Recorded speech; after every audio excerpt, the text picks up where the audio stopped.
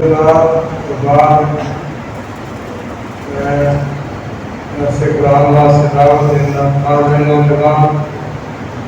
مولانا اظہر نذیر صاحب خطیب اعظم بورے والا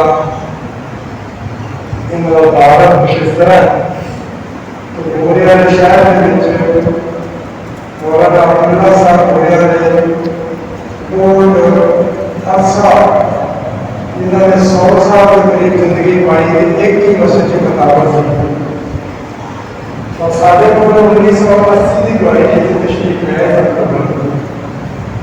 ساری دعوت کے وہ آئے سامنے سے وہ ایک جانبار میں خطاب کیتا سے میرے چھوٹے بھائی 5 سال انہوں نے مسجد دے جتنے مولانا عبداللہ صاحب نے زندگی گزاری اتنے خطاب دے خدایت صاحب انجام دے رہے ہیں میری دلی دعا ہے کہ اللہ کرے انہوں نے بھی زندگی ساری ہوتی گزرے ہو تو دین کی خدمت کرتے رہے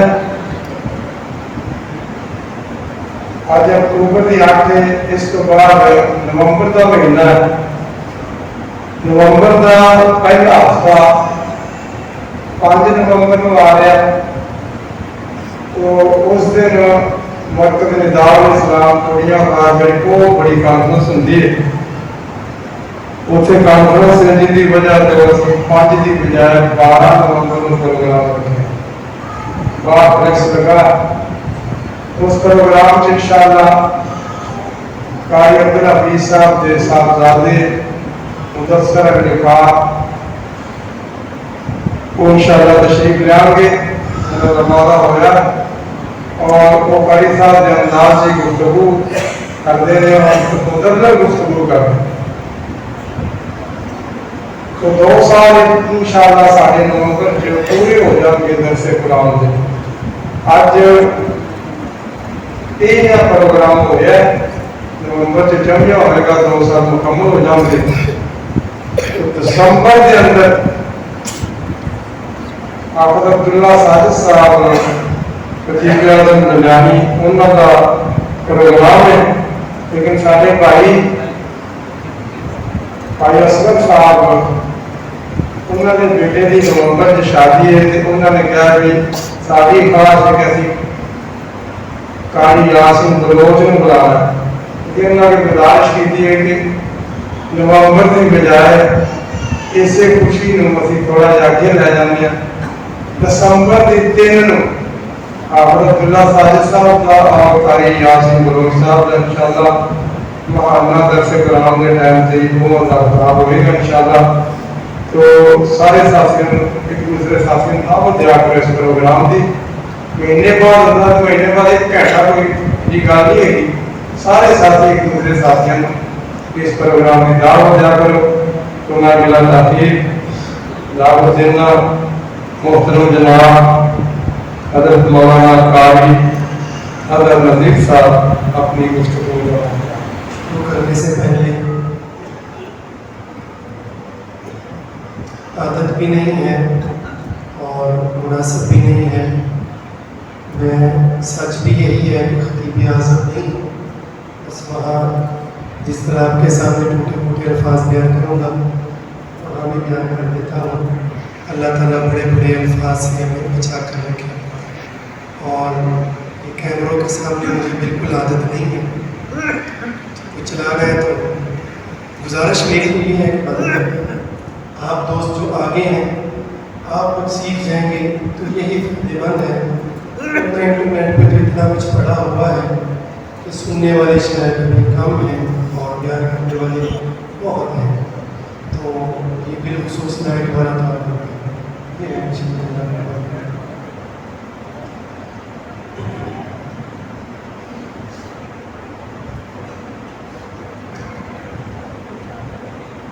إن الحمد لله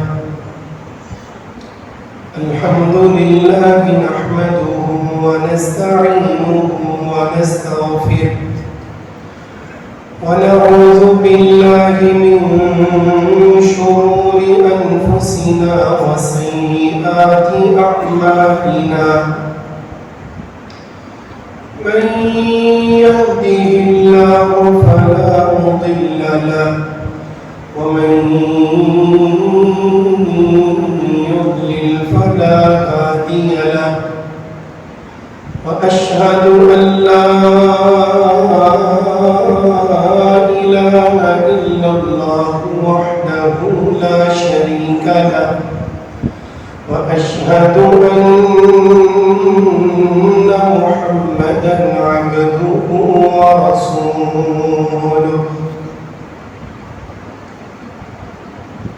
أما بعد فإن أحسن الكلام كلام الله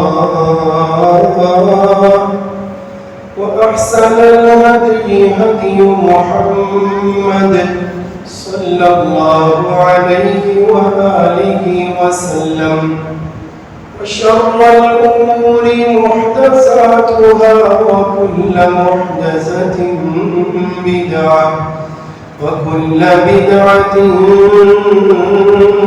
ضلالة وكل ضلالة في النار. أعوذ بالله السميع العليم وبوجهه الكريم من الشيطان الرجيم. قل هل ننبئكم بالأخسرين أعمالا الذين ضل سعيهم في الحياة الدنيا الذين ضل سعيهم في الحياة الدنيا وهم يحسبون أنهم يحسنون صنعا. رب اشرح لي صدري ويسر لي أمري واحلل عقدة من لساني يفقهوا قولي. رب زدني علما كثيرا وعملا متقبلا. اللهم أرنا الحق حقا وارزقنا اتباعه وأرنا الباطل باطلا وارزقنا اجتنابه. آمين يا رب العالمين. صدق الله العظيم وصدق رسوله النبي الكريم ونحن على ذلك لمن الشاهدين والشاكرين والحمد لله رب العالمين. معزز سامعین و حضرات، اللہ تبارک و تعالی نے اس کائنات کا عظیم ترین سلسلہ شروع فرمایا. نہ جانے کب سے شروع ہے اور کب تک اس کا باقی رہنا تقدیر میں لکھا ہوا ہے. اور اس کائنات کی شاہکار مخلوق انسان کو اس دنیا میں بسایا اور ساری کائنات کو اس کی خدمت میں لگا دیا.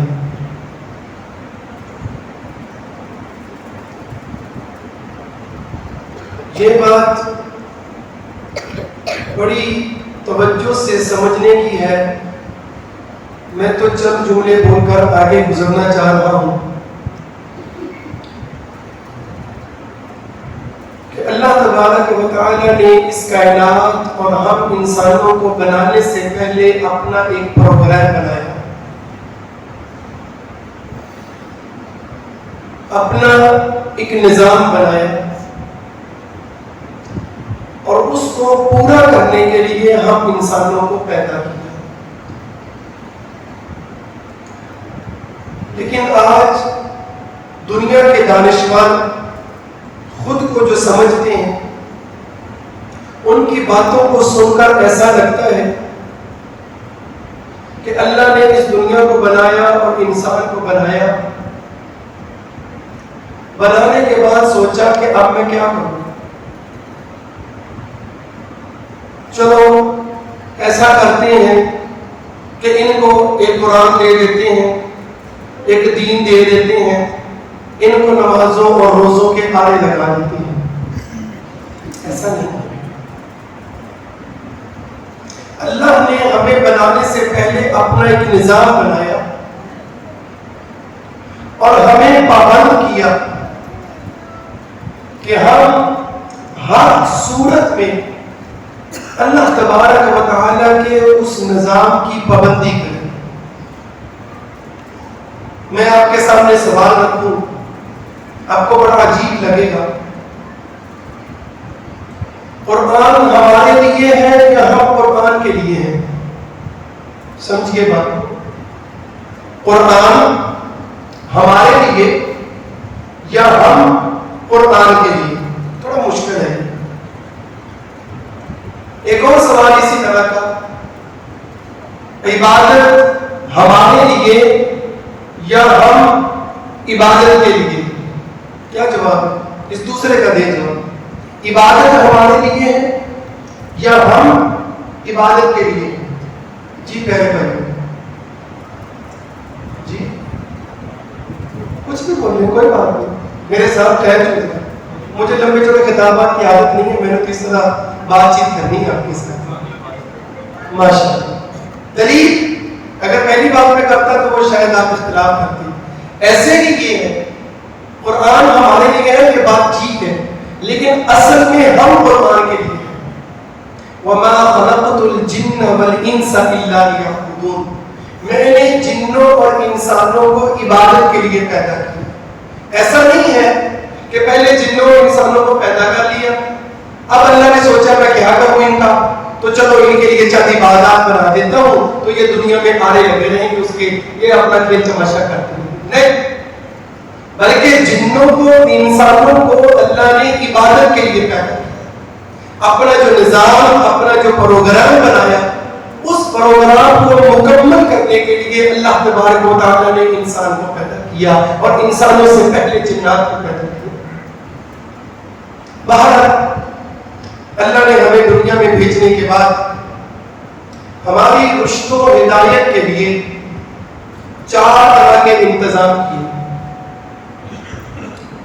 نمبر 1, ہماری فطرت سلیمہ, قلب سلیم, وہ بہترین دل, صاف ستھرا دل جو کبھی بھی گناہ کرنے سے پہلے ایک بار ضرور کھٹکتا ہے اور انسان کو متنبہ کرتا ہے, رک جا. اب انسان کی مرضی ہے اس کی بات سنے اور رک جائے, یا اپنے خیالات کو جھٹک کر اپنے خواہشات کو پورا کر دے. یہ فطرت سلیمہ, ہماری رشد و ہدایت کا اللہ نے انتظام کیا. جھوٹ فطرت کے اندر نفرت موجود ہے, دھوکہ فطرت کے اندر نفرت موجود ہے. دوسرا انتظام اللہ نے ہماری رشد و ہدایت کا کیا, آفاق میں, کائنات میں ایسی بے شمار نشانیوں کو پھیلا دیا کہ جن نشانیوں کے ذریعے انسان بآسانی اللہ تبارک و تعالیٰ کی معرفت حاصل کر سکتا ہے. سنریہم آیاتنا فی الآفاق وفی انفسہم حتی یتبین لہم انہ الحق. ہم جلد ہی انسانوں کو آفاق میں اور انسانوں کے وجود کے اندر ایسی نشانیاں دکھائیں گے کہ انسان کے لیے حق بالکل آشکار ہو جائے گا. دوسرا انتظام.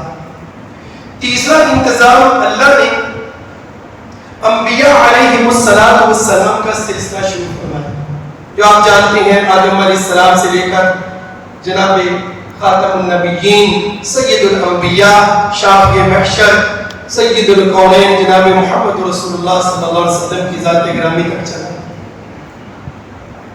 چوتھا انتظام اللہ نے ہماری رشد و ہدایت کے لیے یہ کیا کہ ان انبیاء پر صحیفوں کو اور کتابوں کو نازل فرمایا.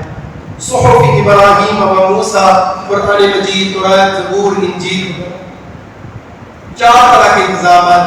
دوبارہ دہرا دیتا ہوں. فطرت،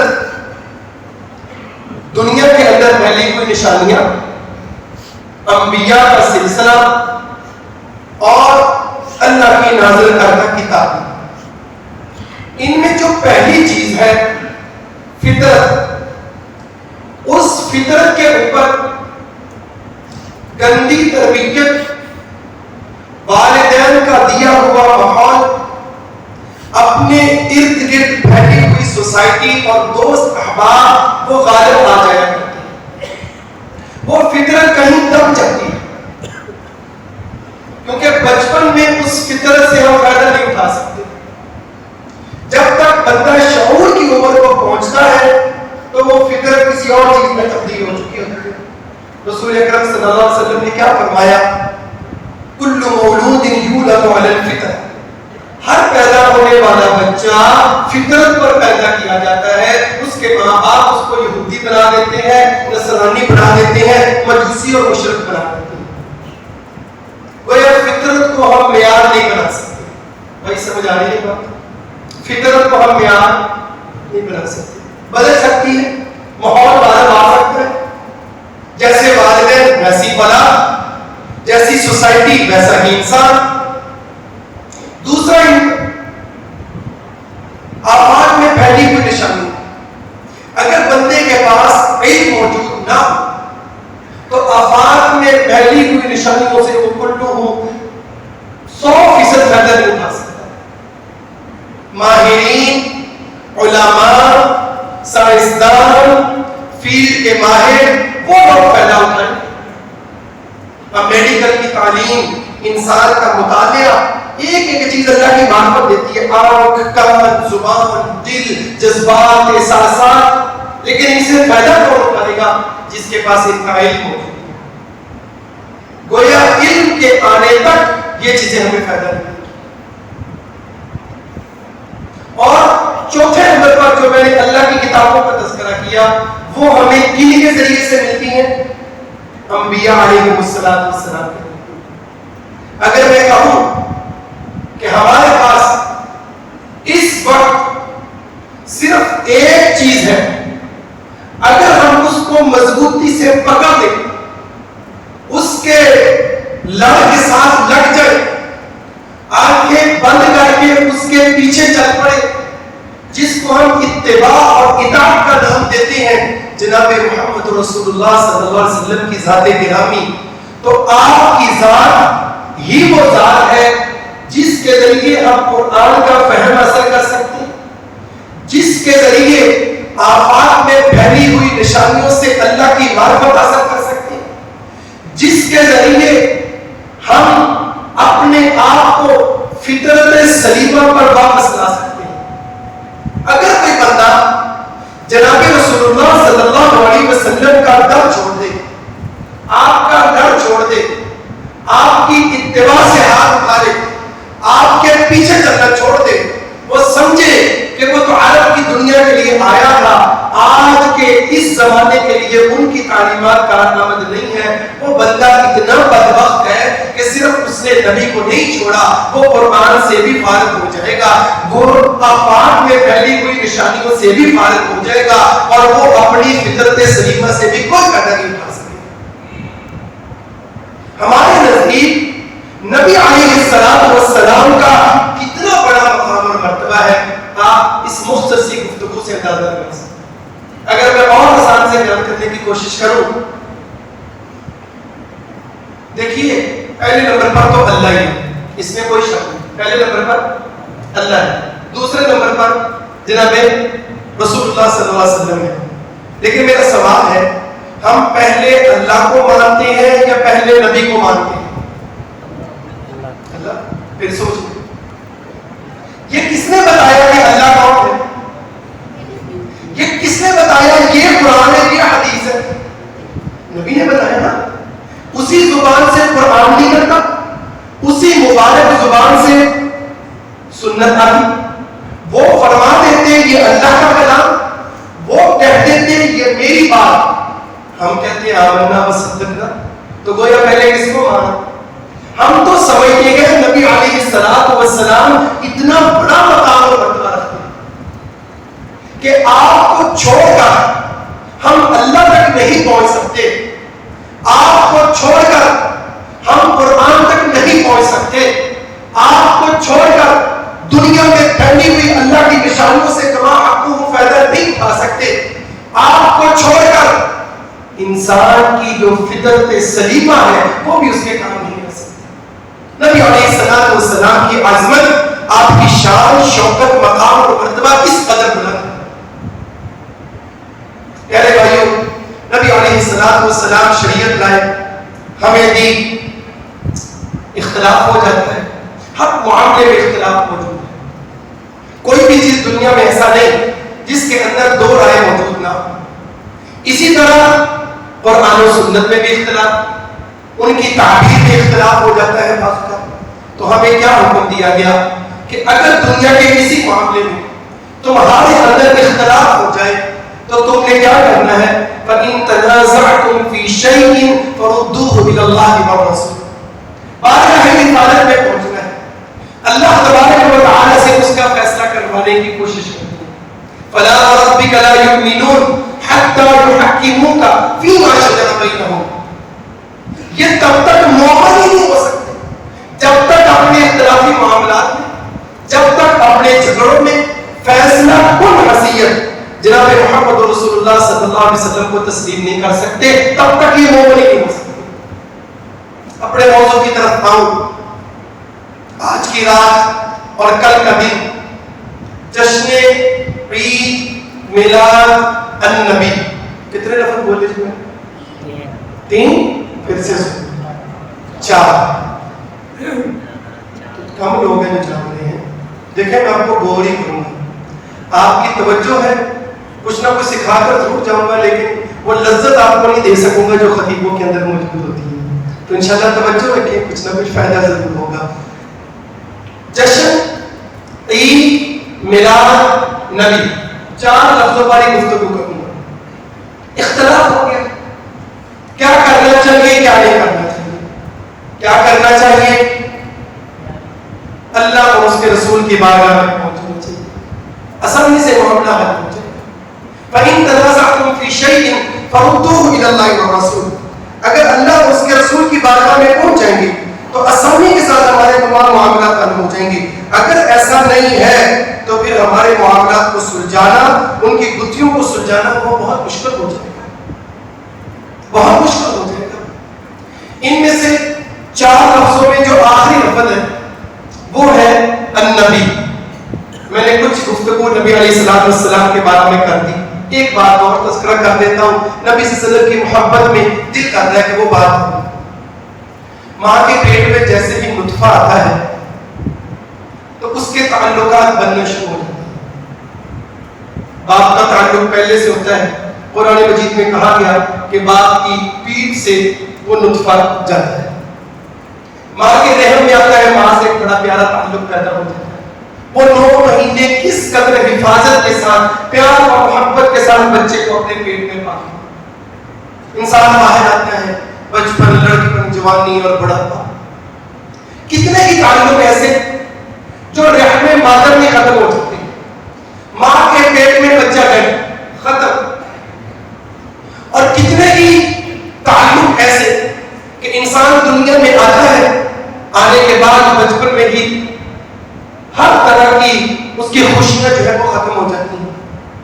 کچھ لڑکپن میں اپنی تمام تر زندگی کی شوخیوں کو چھوڑ کر قبر کے منہ میں چلے جاتے ہیں، اور کچھ جوانی میں اپنے تمام تر کاموں کو چلاتے چلاتے کی دنیا چھوڑ جاتے ہیں۔ اور کتنے ہی لوگ ایسے جو بڑھاپے میں اپنی چارپائی کے اوپر ایڑیاں رگڑ رگڑ کے جو ہے وہ بارگاہ الہی میں پہنچتے ہیں۔ یہ تعلق دنیا کا بنتا ہے، ختم ہو جاتا ہے، لیکن ایک تعلق ایسا ہے، ایک تعلق ایسا ہے جو ہماری پیدائش سے صدیوں پہلے شروع ہوا اور جنت تک ساتھ رہنے والا ہے۔ ہمارا کوئی وجود نہیں، ہمارا کوئی نام و نشان نہیں، کسی کو پتہ نہیں تھا کہ حضرت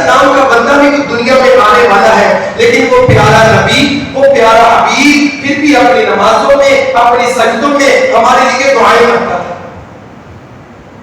کتنا خوبصورت تعلق تھا اس کا ہمارے ساتھ. کبھی ہم دنیا میں نہیں آئے تھے, اس کو پھر بھی ہماری فکر کھائی جا رہی تھی. ماں کے ساتھ تو تعلق بنا تھا, جب نطفہ آیا تھا اس سے پہلے نہیں تھا, لیکن اس نبی کے ساتھ تعلق صدیوں پہلے کا بنا ہوا ہے. اگر ہم گئے اور انشاءاللہ ضرور جائیں گے, اللہ ہمیں جنت میں لے جائے تو جنت تک وہ تعلق ساتھ دینے والا ہے. کتنی ضرورت ہے, کتنا لحاظ رکھنے کی ضرورت ہے. اس تعلق میں کہیں درار پیدا نہ ہو جائے, اس تعلق میں کہیں رخنے نہ آ جائے, وہ تعلق کہیں ہم سے چھن نہ جائے, وہ تعلق کہیں ہم سے ختم نہ ہو جائے. تو آئیے اس مروجہ جو نظام ہمارا چل رہا ہے اور آئینی چوٹی کا زور لگایا جاتا ہے, اس کو ثابت کرنے کے لیے چند ایک گزارش. تو نبی جشن عید میلاد النبی, نبی صلی اللہ علیہ وسلم کا نام تو نام گرامی محمد تھا صلی اللہ علیہ وسلم. مجھے بتائیے کیا محمد کو کوئی ایسا بھی شخص تھا جو نہیں مانتا تھا؟ کیا مکہ والے محمد کو مانتے تھے صلی اللہ علیہ وسلم یا نہیں مانتے تھے؟ مانتے تھے, مانتے ہی نہیں تھے, صادق و امین بھی کہتے تھے, اپنے فیصلے کرواتے تھے. حجر اسود جیسے اہم ترین فیصلے کس سے کرواتے؟ صادق اور امین سے.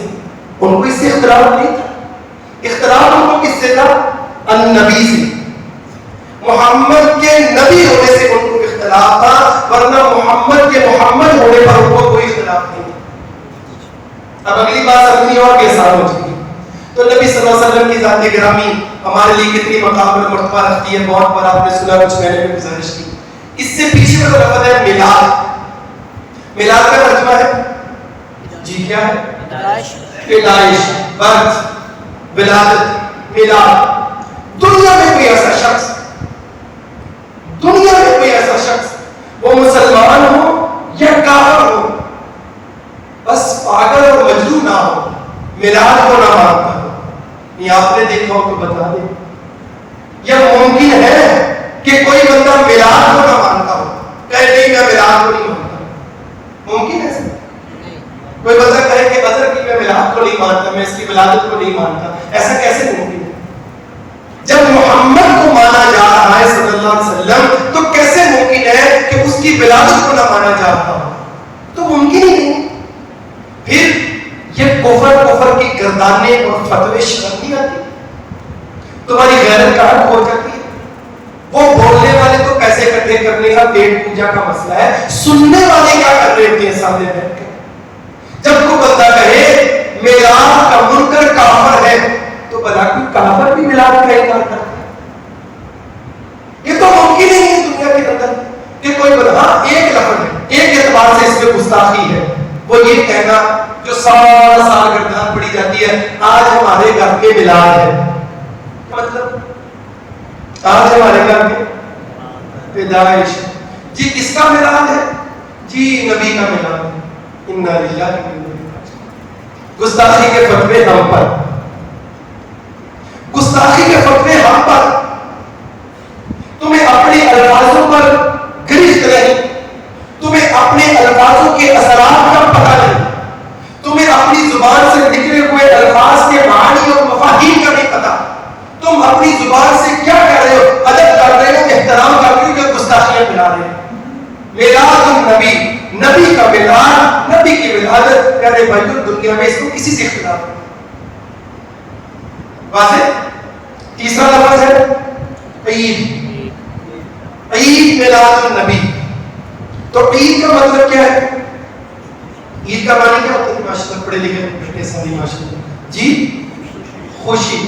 عید کا مطلب خوشی. قرآن مجید میں آتا ہے عید کا مطلب خوشی. یہاں دو باتیں سمجھنے والی. ہر چیز کا ایک لغوی معنی ہوتا ہے اور ایک اصطلاحی معنی ہوتا ہے. جیسے الصلاۃ ہے, الصلاۃ کا لغوی معنی ہے دعا, دعا کرنا, لیکن اس کا اصطلاحی معنی ہے جو ابھی ہم نے پڑھی کہ سلام سے لے کر تکبیر تحریمہ تک جو عمل کیا جاتا ہے اس کو الصلاۃ کہا جاتا ہے. یہ اس کا اصطلاحی معنی ہے. ایسے ہی عید ہے, ایک عید کا لغوی معنی ہے کا مطلب ہے خوشی. ترجمہ کریں عید میلاد النبی, نبی کی ولادت کی خوشی.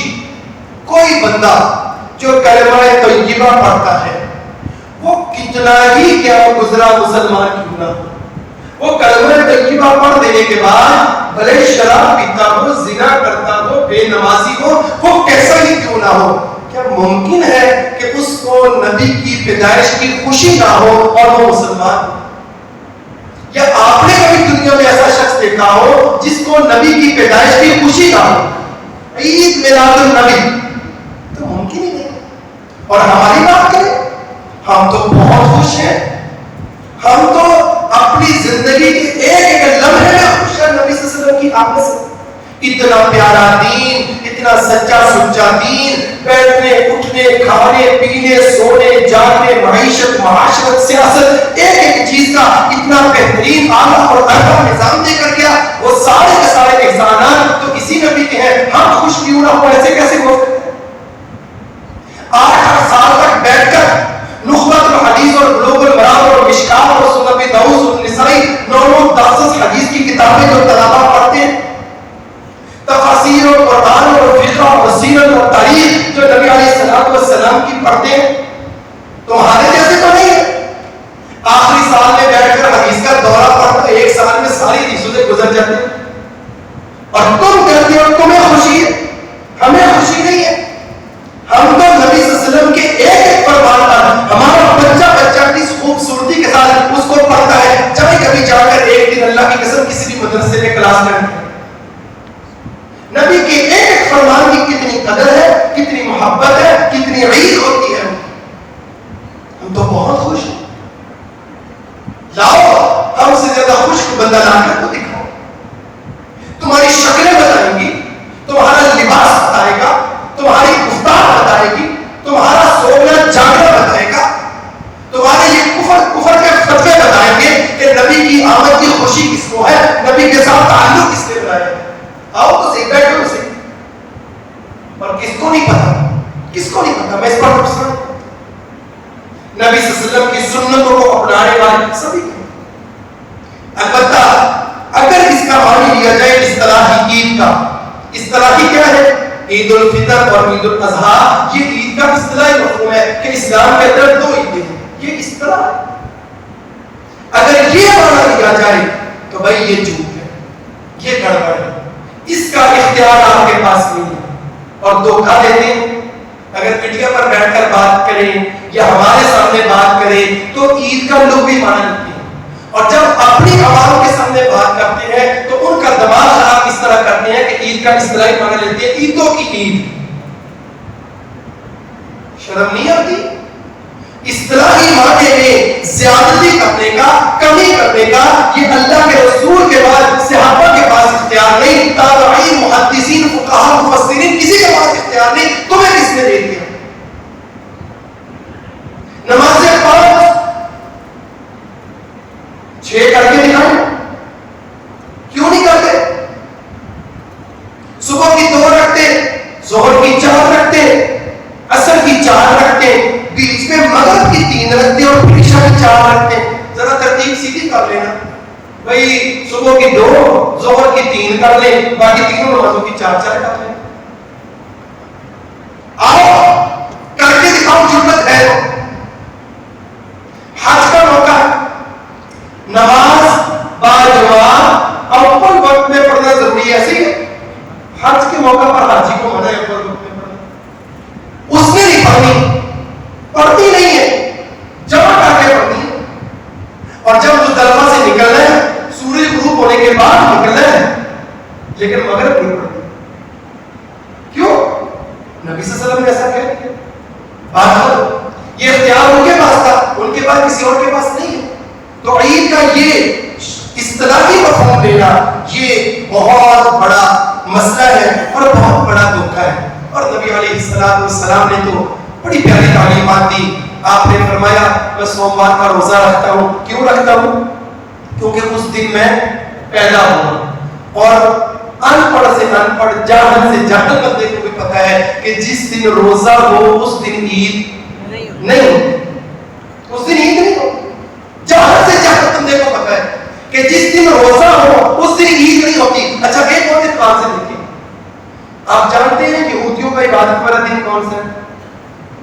माशाल्लाह कौन सा? हफ्ते का दिन, यौम सब्त, हफ्ते का दिन।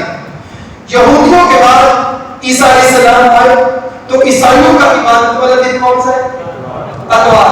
उनके बाद उम्मत मोहम्मदिया आई, इनका इबादत वाला दिन कौन सा होना चाहिए था? सोमवार। और अकली तौर पर बात भी बनती है कि नबी की विलादत भी सोमवार वाले दिन हुई। क्या बात है जनाब, दोनों चीजें इकट्ठी हो जानी थी।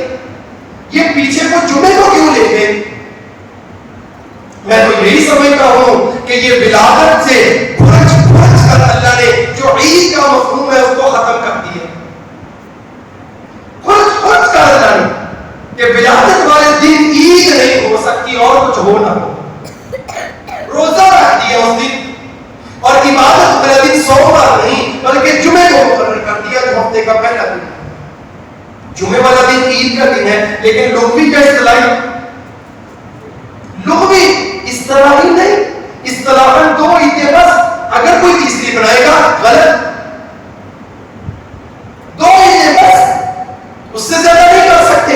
अगर तू करेगा गलत। ईसा अलैहिस्सलाम ने कुरान मजीद में कहा कि अल्लाह इनको दस्तरखान दे ताकि इनके लिए ईद हो जाए। वो ईद कौन सी थी? ईद उल अज़हा या ईद उल फितर या ईदों की ईद कौन सी थी? कोई भी नहीं। वो लुग़वी ईद थी कि इनको खुशी मिल जाए। जिस दिन दीन मुकम्मल हुआ सहाबा ने उसको ईद का दिन करार दिया, लेकिन वो ईद उल अज़हा और ईद उल फितर की तरह इस्तिलाही ईद थी नहीं भाई, वो तो लुग़वी ईद थी। खुशी की खुशी हर जुमे को हम फील करते हैं।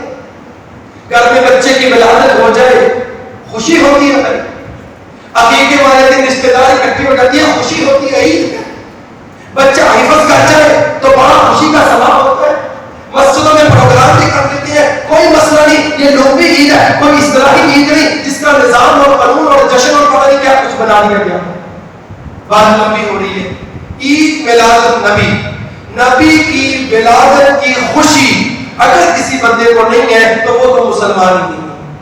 और ऐसा मुमकिन नहीं है कोई कितना ही गुनाहगार हो और उसको नबी की विलादत की खुशी ना हो। वाज़ेह कह रहे भाई, चौथा लफ्ज़ रह गया, वो क्या है? जश्न। ना ईद में मसला है, ना विलादत में मसला है, ना नबी में मसला है। अल्लाह की कसम अगर मसला है तो सिर्फ इस एक लफ्ज़ में है, जश्न। आप भी थोड़ा सा चीजों को मैनेज करके बात करना सीखें।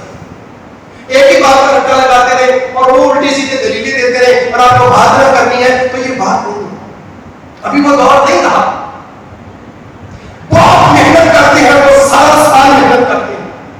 उन्होंने घर घर में, गली गली में, मोहल्ले मोहल्ले में, नगर नगर में मिलाद कर चर्चा कर। और हमारी क्या करती है? हमारी क्या करती है? वो हमारे बुजुर्ग जो कभी स्कूल भी नहीं गए, उनके पास दीन का इतना इल्म है कि हमारे पीएचडी बंदे के पास भी दीन की बुनियादी बातों को अपना इल्म नहीं है। तो ये हमारी नस्ल, ये हमारे नौजवान ये दीन इस्लाम का दिफा कैसे करेंगे? और भाई मौलवी मस्जिद में कर सकता है, मस्जिद की चार दीवारी से बाहर आप सबकी जिम्मेदारी है, मौलवी की नहीं है। मौलवी जब बाहर जाके करता है तो फिर फितने और फसाद खड़े कर देते हैं। वो तुम्हारे चाचे ताए और मामे और तुम्हारे रिश्तेदार हैं। चार दीवारी से बाहर जाके दावत देना, एक एक बात को यहाँ से रट्टा लगाकर याद करके जाना और उसको जाकर अगली एक एक नस्ल तक पहुंचाना, वो आप लोगों की जिम्मेदारी। अगर नहीं कर रहे क्या मतलब जनाब मुजरम होंगे, अल्लाह की कसम मुजरम होंगे। मैं मस्जिद में बैठकर जिम्मेदारी के साथ कह रहा हूं, क्या हर बंदे की जिम्मेदारी नहीं है तबलीग करना? निकाल के दिखाए कोई ऑप्शन में ठीक है भाई को, लेकिन ये कब होगा? जब हम चीजें सीखेंगे, याद करेंगे। खुतबा होता है जुमे का, शुरू में कितनी काफियत होती है, सीखने के लिए कितने लोग आते हैं, नमाज पढ़ने के लिए आ जाते हैं। बहरहाल ईद मिलाद नबी कोई मसला नहीं, मसला है प्यारे भाइयों जश्न में। जश्न में मसला क्या है? ये चंद बातें आपके सामने रखता हूं कि जश्न में मसला क्या है। और ये मसला सिर्फ हमें नहीं है, ये मसला इनको भी है। इनका हर बड़ा लिखा बंदा इस जश्न के खिलाफ। वो इलियास अत्तार कादरी साहब हैं, वो बहुत बड़ा जश्न मनाने वाले हैं, लेकिन آ کر تھک کے وہ بھی کئی سال سے کہہ رہے ہیں نہیں یہ بھی غلط ہے، یہ بھی غلط ہے، یہ بھی غلط ہے، ہم نے تو ایسا نہیں کہا تھا. اب وہ بھی کہہ رہے ہیں اور بڑے بھی کہہ کر کے، اور ہم بھی کہتے ہیں. ذرا سن لیں مسئلہ کیا ہے. پہلا مسئلہ اس جشن میں کیا ہے، یاد کریں گے چیزوں کو. پہلا مسئلہ تشبیہ کا ہے، مشابہت کا ہے. جشن میں سب سے پہلا اور بنیادی مسئلہ، بنیادی خباثت، بنیادی گندگی، بنیادی حرام کام کون سا سخت سے سخت لفظ میں بولوں اس کے لیے، وہ بھی چھوٹا ہے اللہ کی قسم، وہ ہے اغیار سے تشبیہ. نمبر 1، اس میں عیسائیوں کے ساتھ تشبیہ پائی جاتی ہے 2 طرح کی، کہ نبی کی ولادت سب سے پہلے عیسائیوں نے منانا شروع کیا. اس سے پہلے آپ کو کبھی بھی نبی کی ولادت کا جشن نظر نہیں آئے گا. اور دوسری مشابہت عیسائیوں کے ساتھ کہ جس طرح اس 12 ربیع الاول کی ولادت کی تاریخ میں اختلاف ہے اور یہ جھوٹ ہے، تحقیق کے مطابق صحیح نہیں ہے 12 ولادت، یہ ہم نہیں کہتے، یہ ان کے بڑے بھی کہتے ہیں. اسی طرح محققین کے نزدیک سیدنا عیسیٰ علیہ السلام کی 25 دسمبر جو ولادت ہے وہ کسی طور پر بھی نہیں ہوتی. نمبر 1، عیسیٰ علیہ السلام کی ولادت کے جشن کے ساتھ تشبیہ، اور نمبر 2، تاریخ کے اندر جو اختلاف یہاں 12 ربیع الاول میں ہے وہی اختلاف عیسیٰ علیہ السلام کی تاریخ کی پیدائش میں ہے. پڑھ کے دیکھ لیں محققین کو، دیکھ ظاہر ترین قول، ناقص ترین قول جو 25 دسمبر عیسیٰ علیہ السلام کی ولادت کا ہے. اسی طرح ناقص ترین اور ظاہر ترین قول ان کے سارے بڑے اس سے اختلاف کر کے گئے. اعلیٰ حضرت احمد رضا خان بریلوی فتاوی رضویہ میں لکھا، آپ نے سوشل میڈیا پر پڑھا ہوگا. آج کسی نے 9، کسی نے 2، کسی نے 12، اور کسی نے اس کے آخری دنوں میں، اور کسی نے شیخ عبدالقادر جیلانی رحمہ اللہ تعالیٰ نے محرم الحرام ذکر کیا. اور اس سے تشبیہ ہے. دوسری قوم جن سے تشبیہ ہے وہ ہے مجوسی. مجوسیوں کے ساتھ تشبیہ ہے کہ وہ اپنی خوشی کے موقع پر وہ آگ جلاتے، لائٹنگ کرتے، روشنی کرتے. اس جشن کے اندر اگر لائٹنگ نکالتے تو یہ جشن تو ویسے ہی ختم ہو جائے گا. یہ لائٹ بھی تو آگ ہی ہے نا، آگ ہے نا، یعنی یہ بلب آگ ہے. کیا ہوتا ہے جب شارٹ سرکٹ ہو جائے تو کیا ہوتا ہے، آگ لگ جاتی ہے. تو یہ آگ ہی ہے، شکل مختلف ہے، آگ ہی ہے.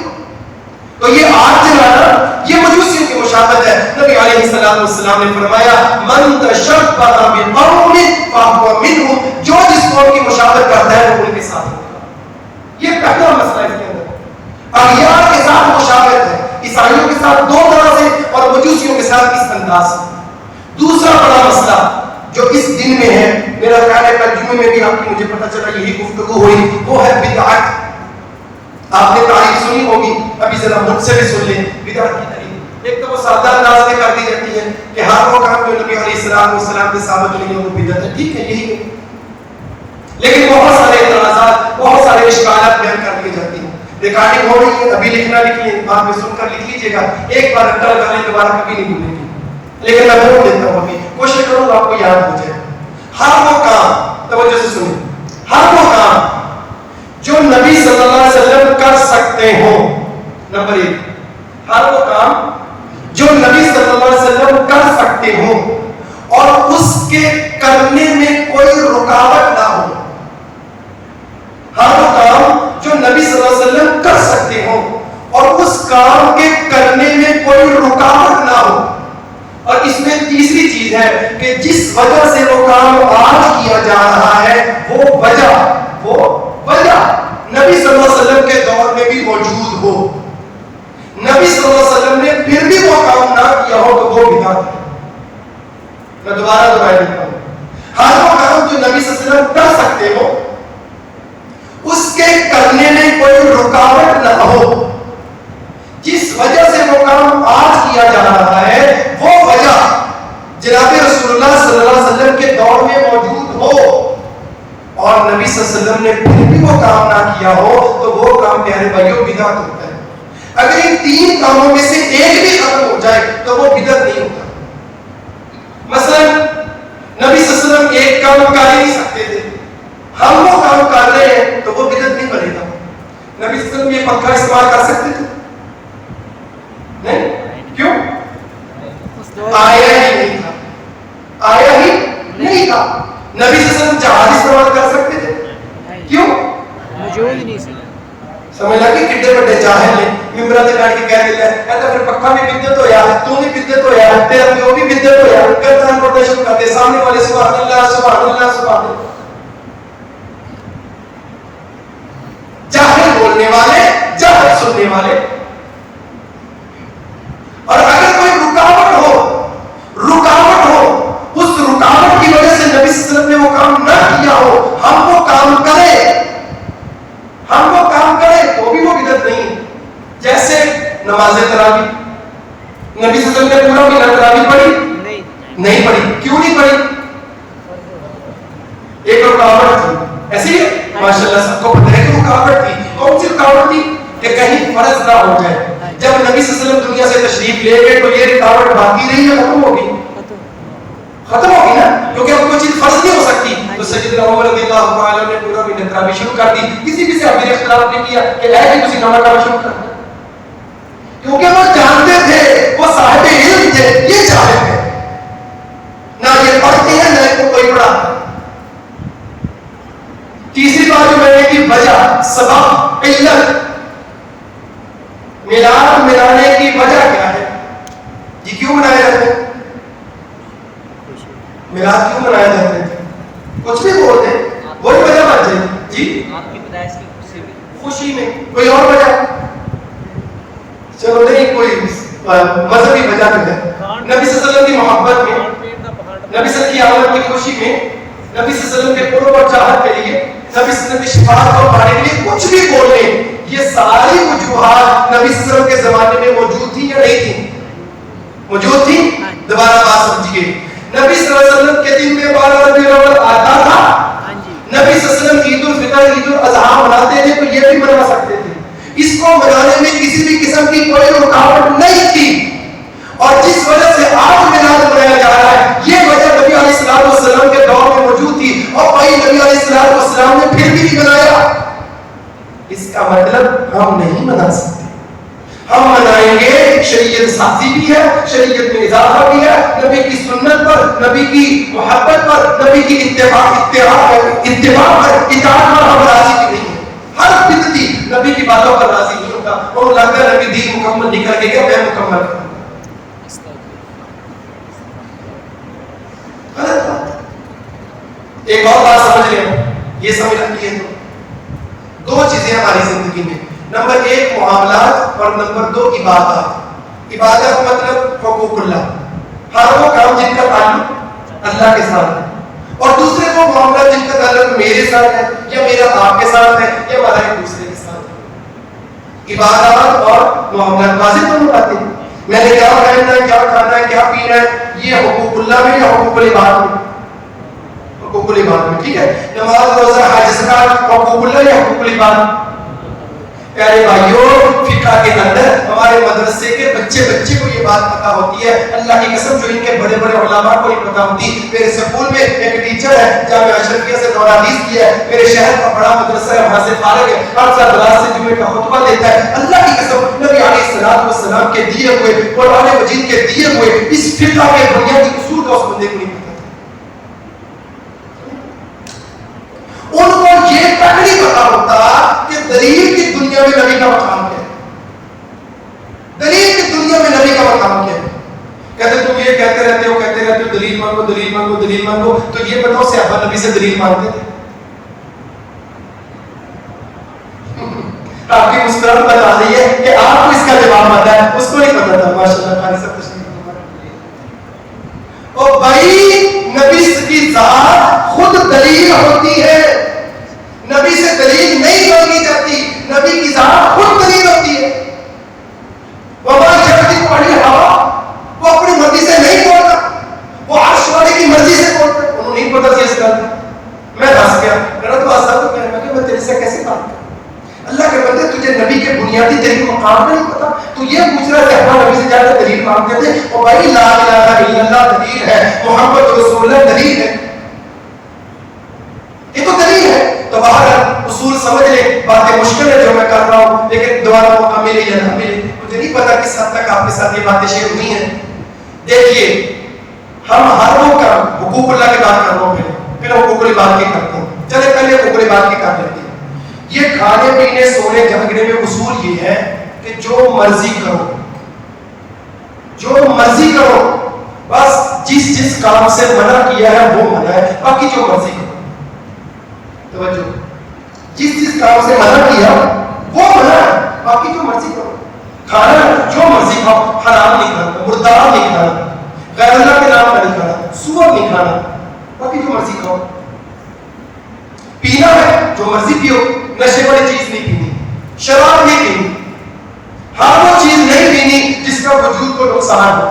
پہننا ہے جتنا مرضی قیمتی سے قیمتی کپڑا پہنے، کوئی مسئلہ نہیں، بس ریشم نہیں پہننا.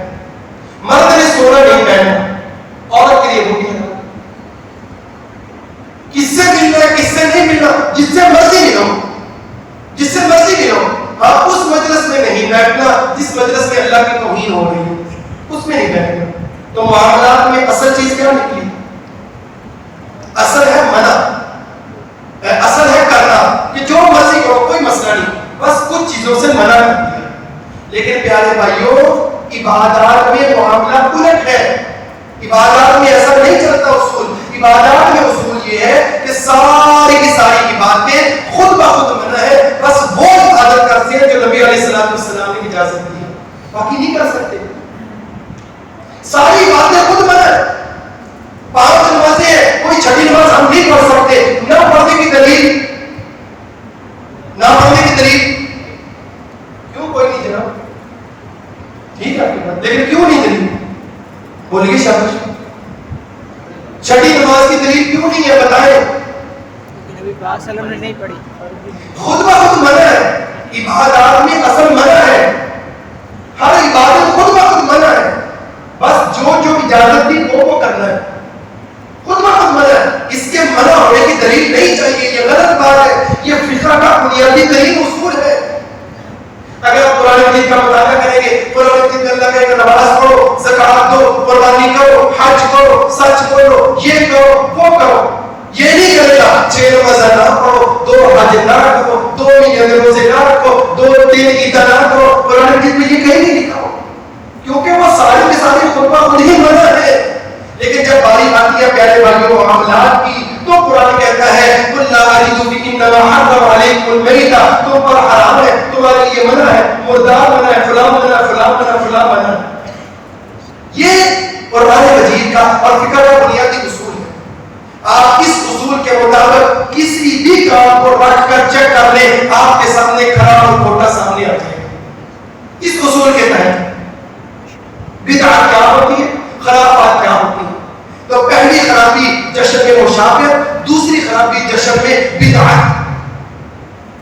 بدعت، اور یہ ہم نہیں کرتے، ان کے بڑے کیا کرتے ہیں. ابھی میں تفصیل سے بیان نہیں کرتا. غلام رسول سعیدی صاحب کے بریلوی ہیں، بڑے علماء ہیں، دنیا سے چلے گئے ہیں. صحیح مسلم کی شرح لکھی ہے، اس کے اندر اعتراف کیا کہ نبی صلی اللہ علیہ وسلم کے زمانے میں پہلی 3 صدیوں کے اندر اس کا ثبوت نہیں. عبد السمیع رامپوری صاحب، ان کی کتاب انوار الساطعہ میں انہوں نے کہا پہلی 6 صدیوں کے اندر اس کا ثبوت نہیں ملتا ہے. انہوں نے 3 کا کہا، انہوں نے 6 کا کہا کہ 6 صدیوں کے اندر پہلی اس کا ثبوت نہیں ملتا ہے. ہر اعتبار سے یہ بدعت ہے. مزید دلائل عربی باتیں اپنے سامنے نہیں رکھتا. اس کے علاوہ اور خرابی اس کے اندر یہ ہے کہ پیارے بھائیوں یہ نہ اسلام کا مزاج ہے اور نہ ہی رسول اکرم صلی اللہ علیہ وسلم کا مزاج. یہ مزاج ہی نہیں ہے اسلام کا. اس انداز سے عبادت کرنا، اس انداز سے خوشی منانا، یہ نہ اسلام کا مزاج ہے نہ جناب رسول اللہ صلی اللہ علیہ وسلم کا مزاج ہے. انشاءاللہ 5 منٹ کے اندر میں گفتگو کو سمیٹتا ہوں. یہ لائٹنگ، یہ ناچ گانا، یہ ڈھول ڈمکا، یہ نعرے بازی نہ آپ کو نماز میں نظر آئے گی، نہ روزے میں نظر آئے گی، نہ حج میں نظر آئے گی، کسی بھی اسلامی احکام میں نظر نہیں آئے گی. نبی صلی اللہ علیہ وسلم کی ولادت ہوئی، نبی صلی اللہ علیہ وسلم کو نبوت ملی، نبی علیہ والسلام کے بچوں کی پیدائش ہوئی، دن بہ دن آئے اور مسلمان ہوتے تھے. سیدنا عمر جس دن مسلمان ہوئے بڑا خوشی کا دن تھا. سیدنا حمزہ جس دن مسلمان ہوئے بڑا خوشی کا دن تھا. اور بھائی جس دن غزوہ بدر ہوا بڑا خوشی کا دن تھا. فتح احد ہوئی بڑا خوشی کا دن تھا. خیبر میں فتح ملی بڑا خوشی کا دن تھا. خندق میں فتح ملی بڑا خوشی کا دن تھا. اور جس دن مکہ فتح ہوا بڑا خوشی کا دن تھا. بڑا خوشی کا دن تھا. وہ چوری چوری چھپ چھپ کے قتل سے بچ کے جس شہر سے نکلے تھے آج اسی شہر میں فاتحانہ انداز میں داخل ہو رہے ہیں. نبی صلی اللہ علیہ وسلم کی کیفیت کیا تھی؟ آپ کی یہ تھوڑی مبارک اونٹ کی قرآن کے ساتھ جیسے لگی ہوئی تھی. آپ عاجزی اور انکساری کے ساتھ مکہ میں داخل ہوئے. وہ نبی علیہ السلام تبوک کے مقام پر پہنچے، پاؤں کے چیت پڑے ہو گئے جیسے ہاتھ کے. ایسا مشکل سفر. وہ ہرقل کی فوجیں ڈاکے مارتے نبی کے مقابلے میں نہیں آ سکی. جس دن واپس آئے بڑا خوشی کا دن تھا. دکھا دیں ہمیں اس طرح کا کوئی کام کیا ہو. ہم بکر بھی تو کیا یہ مزاج ہی نہیں ہے نہ اسلام کا نہ نبی رسول اللہ صلی اللہ علیہ وسلم کا. تیسری بڑی خرابی، چوتھی خرابی اس دن میں ہونے والی خرابات. نعتوں کے اندر شرک موجود ہے. واضح جناب رسول اللہ صلی اللہ علیہ وسلم سے دعائیں کرتی ہیں مناجات. ڈائریکٹ آپ کو پکارتے ہیں. جو رسول اللہ کے ساتھ جوڑنے کے لیے آیا تھا انہوں نے اسی کو شرک کا ذریعہ بنا دیا. نبی کی شان میں غلط کرتے ہیں. آپ کی شان کو بڑھا دیتے ہیں، اللہ کے برابر لے جاتے ہیں. اور ایسے ایسے بدبخت موجود تھے کتابوں میں لکھ کر گئے اپنی دل کی سیاہیاں کہ وہ جو عرش پر مستوی تھا وہ فرش پر اتر پڑا مصطفیٰ بن کر. نعوذ باللہ من ذلک. سوشل میڈیا کا دور ہے. ہر گلی محلے میں جتنی خواص پہ ہو رہی ہے میرے سے بھی زیادہ جانتے ہیں. شاید آپ جانتے ہو سیالکوٹ میں ہر 12 ربیع الاول کو صبح 12 بینڈ نکلتے ہیں. 12 پوری ٹی وی پر رپورٹ میرے پاس موجود ہے. بڑا زبردست طریقے سے انہوں نے دکھایا. 12 بینڈ، ان کی وردیاں ہیں، ان کا جناب الگ الگ پورا سسٹم. وہ سیالکوٹ کے ساری گلیوں سے 12 جگہوں سے گزر کر شام کو ایک جگہ پر کھڑے ہوتے ہیں. جو سب سے بہترین بینڈ بجایا ہوتا ہے، سب سے زیادہ لوگوں کو متاثر کیا ہوتا ہے، اس کو ٹرافی پیش کرتے ہیں. اور مردوں کا اختلاف اور بڑی خرابات کہ جو یہ بنا کر ان کے اوپر چھڑیاں پھینکتے ہیں. کعبہ کا ماڈل بنا لیا، مسجد نبی کا بنا لیا، خود نبی صلی اللہ علیہ وسلم کا نام لے کر اوپر چھری پھینک رہے ہوتے ہیں. بدبخت جی ایسے بدبختی ان کے مقدر میں لکھی ہے. ان کو ادب احترام کی کبھی بھی توفیق مل ہی نہیں سکتی، کبھی بھی نہیں مل سکتی. پیارے بھائیوں، آخری بات کر کے بات ختم کرتا ہوں. سب سے بڑی بات کہ اصل میں یہ نبی علیہ السلام کی وفات پر خوشی جو ان بدبختوں کے مقدر میں لکھی گئی ہے. 12 ربیع الاول جو 11 ہجری میں آیا تھا اس میں مدینہ میں کیا ہوا تھا؟ اندھیرا چھا گیا تھا. سیدنا انس کہتے ہیں وہ جس دن نبی صلی اللہ علیہ وسلم مدینہ تشریف لائے تھے وہ سب سے روشن دن تھا. اور جس دن نبی علیہ السلام دنیا میں گئے وہ مدینہ کے لیے سب سے اندھیرے والا دن تھا. عائشہ کی گود میں صرف 18 سال کی عمر میں سب سے زیادہ پیار کرنے والا خامد چلا جائے کیا کافی ہے؟ دو ٹھمکا. فاطمہ کا بابا جس کو ڈر تھا، پتا تھا کہ میری بیٹی کی کیفیت کیا ہوگی، بھائی کوئی بڑا ہی نہیں ہو سکا. بہنیں موجود تھی وہ بھی چلی گئی، ماں موجود تھی وہ بھی چلی گئی. ایک باپ بھی باپ تھا، بیٹے بھائی تو بڑے ہی نہیں ہو سکے. بہنیں زندگی میں چلی گئی، 3 بہنوں کے جنازے اٹھائے. ایک باپ بھی تو تھا دنیا میں، وہ بھی آج جا رہا ہے. بیٹی کی کیفیت کیا ہوگی، وہ بھی آج جا رہا ہے. ان کو خوشی سے بلایا بھی، پتہ نہ پریشان ہے، بلایا بیٹی کو، مسکرانا ہوا چہرہ چھوڑ کر کے کہ بعد میں جو ہوگا دیکھا جائے گا. بیٹی تو سب سے پہلے میرے ساتھ دعا کر ملے. وہ اتنے بڑے خوش ہو گئی تھی بیچارے. اس دن کے بعد 6 مہینے زندہ نہیں کسی نے مسکراتے نہیں دیکھا. وہ وہی جس کو دیکھ کر شیطان راستہ بدل لیتا تھا، جو اتنا بہادر تھا، بات بات پر کہتا تھا اللہ کے رسول کے منافق اجازت دے کر کرتے ہو، بات بات پر جو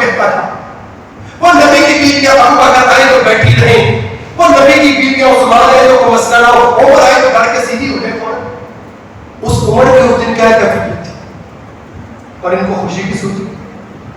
وفات والے دن پیدائش میں اختلاف ہے, شدید ترین اختلاف ہے. صرف نبی صلی اللہ علیہ وسلم کی پیدائش میں نہیں ہے, اللہ نے آدم علیہ السلام سے لے کر جناب محمد رسول اللہ صلی اللہ علیہ وسلم تک کسی نبی کی طریق ولادت نہیں بتائی, کسی نبی. دین موجود ہے, آدم علیہ السلام کس دن پیدا ہوئے جی؟ جمعے والے دن. ماشاء اللہ, میں بھی کہہ رہا ہوں بزرگوں کو پتہ ہے, نوجوانوں کو نہیں پتا. اور بھائی آپ لوگوں کی ذمہ داری ہے, آپ لوگوں کی ذمہ داری ہے, نوجوانوں کی ذمہ داری ہے. صرف سننا نہیں, چسکے نہیں لینے, سیکھنے کے بعد آپ نے اس امت کی بات کو سنبھالنی ہے. پڑھے, آپ نہیں پڑھیں گے آپ مجرم قرار پائیں گے غریب مسئلے. وہ کہاں کریں گے ماں سمجھنا بہذا ربی آبا کے مقبری, ہم نے تو اپنے بڑوں سے یہ باتیں نہیں سنی. وہ کہاں کریں گے؟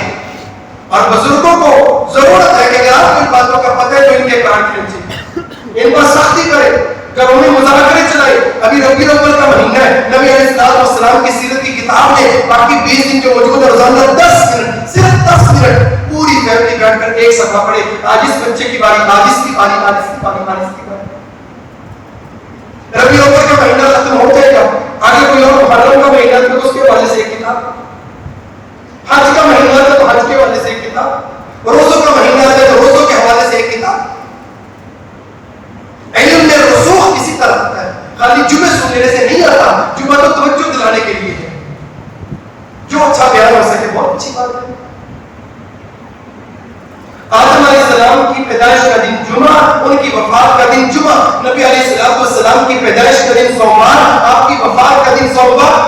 دن بتانا کیا, تاریخ نہیں بتائی گئی, نہیں بتائی گئی تاریخ. یہ چند ایک باتیں, وقت زیادہ ہو رہا ہے, آپ سنتے رہتے ہیں بہت ساری ایسی باتیں, میں نے بھی کچھ اپنا حصہ ڈالا ہے. نمبر 1, نبی کی ذات میں کوئی اختلاف نہیں.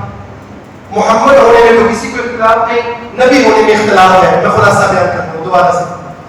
میلاد میں کسی کو کوئی اختلاف نہیں, عید میں کسی کو کوئی اختلاف نہیں, نبی کی ولادت کی خوشی میں کوئی اختلاف نہیں. اختلاف ہے تو جشن. نمبر 1 کیا اختلاف ہے کہ اس سے اغیار کی مشابہت پائی جاتی ہے, یہودیوں اور مجوسیوں سے اور عیسائیوں سے. نمبر 2 یہ بدعت ہے. میں نے 2 طرح سے آپ کو بدعت کی تعریف سمجھائی ہے, اور اسلام کے اندر فقہ کا جو عبادت کو ثابت کرنے کا اصول ہے اور معاملات کو ثابت کرنے کا اصول ہے وہ آپ کے سامنے رکھا ہے. نمبر 3 نہ اسلام کا یہ مزاج ہے کہ یہ دن منایا جاتا ہے, نہ جناب رسول اللہ کا یہ مزاج ہے یہ دن منانا. آپ اس طرح نہیں کرتے تھے, آپ سجدہ شکر کرتے ہیں, اللہ کی عبادت بجا لاتے اور آج ہی اپنی مثالی کرتے. نمبر 4 اس کے اندر جو خرابات موجود ہیں وہ ساری یہ علی سے لے کر یاد تک یہ سارے کا سارا دن نبی علیہ السلام کی تعلیمات کے خلاف. اور نمبر 5 میں نے آپ کے سامنے بات کی ہے کہ اصل میں نبی کی وفات والے دن خوشی منائی جاتی ہے. ان کے بڑے احمد رضا خان بریلوی نے کہا کہ یہ 12 وفات ہے, التحف المختوم میں لکھا 12 وفات ہے. ماہر فلکیات مصر کا بہت بڑا محمود پاشا, اس نے کہا کہ 12 نبی علیہ السلام کی وفات ہے. تاریخی طور پر ثابت ہے کہ 12 نبی کی وفات ہے. وفات والے دن خوشی منانا ایک مومن کا شیوا نہیں ہو سکتا, صحابہ کا طرز عمل نہیں ہو سکتا, اولیاء کا طرز عمل نہیں ہو سکتا. جتنے بھی صحابہ, تابعین, محدثین, مفسرین آج تک ان کی زندگی میں آیا کسی نے اپنی زندگی میں یہ خرافت اور بدعت نہیں کی ہے. ہر صاحب عقل بندہ, سلیم الفطرت بندہ, قرآن و سنت کو پڑھنے والا بندہ, وہ کسی طور پر بھی انسانی خواستوں کا جو ہے وہ اجازت نہیں دے سکتا. اللہ تعالی ہم سب کو, ہماری اگلی تمام نسلوں کو اور ان سے آنے والی نسلوں کو ہر طرح کی بدعت اور خرافات سے بچا کر محفوظ رکھے. وآخر دعوانا الحمدللہ رب العالمین. اگر کچھ اچھا تھا تو وہ اللہ کی طرف سے تھا, اگر کچھ غلط تھا تو وہ میری طرف سے, شیطان کی طرف سے تھا. اللہ مجھے معاف فرمائے. جزاکم اللہ خیر.